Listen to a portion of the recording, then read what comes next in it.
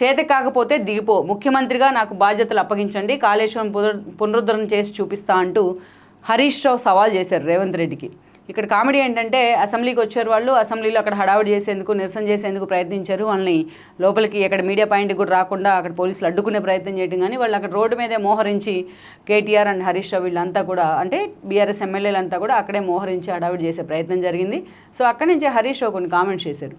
రేవంత్ రెడ్డి, నీకు పరిపాలన చేత కాకపోతే దిగిపో, ముఖ్యమంత్రిగా నాకు బాధ్యతలు అప్పగించండి అని. ఇది నిజంగా ఇది సెటైర్గా చూడాలా, కామెడీగా చూడాలో కూడా అర్థం కాని ఒక స్టేట్మెంట్ అనుకోవాలి హరీష్ రావు వైపు నుంచి.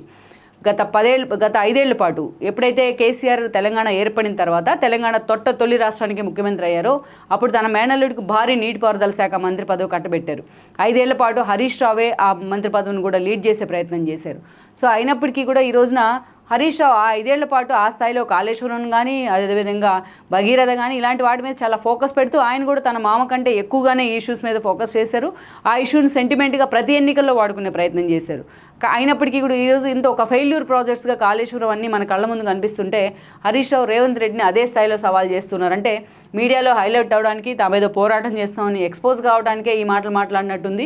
కనీసం ఒక హనీమూన్ పీరియడ్ అంటాం, ఒక 6 months అన్నా గవర్నమెంట్కి అవకాశం ఇవ్వాలి, ఏం చేస్తుంది అని ప్రతిపక్షానికి ఎప్పుడు కూడా చూస్తూ ఉంటుంది, పర్సూ చేస్తూ ఉంటుంది. ఒక 6 నెలలు టైం ఇద్దామనేది ఎక్కడైనా ఇది ప్రజాస్వామ్యంలో జరిగే పద్ధతి.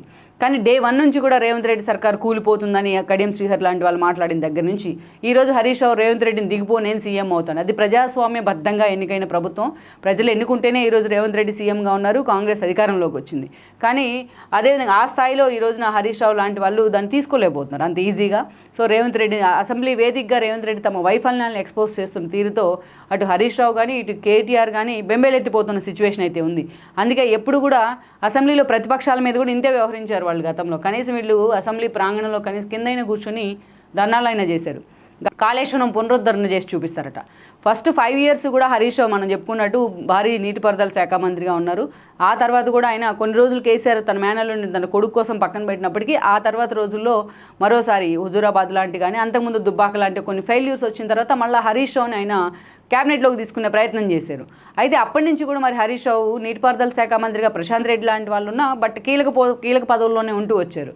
మరి ఆ 5 ఏళ్ళు కూడా పునరుద్ధరించలేదు. మేడిగడ్డ బరాజ్ని ఇంతవరకు కనీసం పర్సూ చేసే ప్రయత్నం చేయలేదు, ఒకసారి కూడా సందర్శించే ప్రయత్నం చేయలేదు. కానీ ఇప్పుడు దిగిపోయిన తర్వాత కాళేశ్వరాన్ని నేనే పునరుద్ధరిస్తానంటూ కూడా హరీష్ రావు మాట్లాడుతూ ఉన్నారు.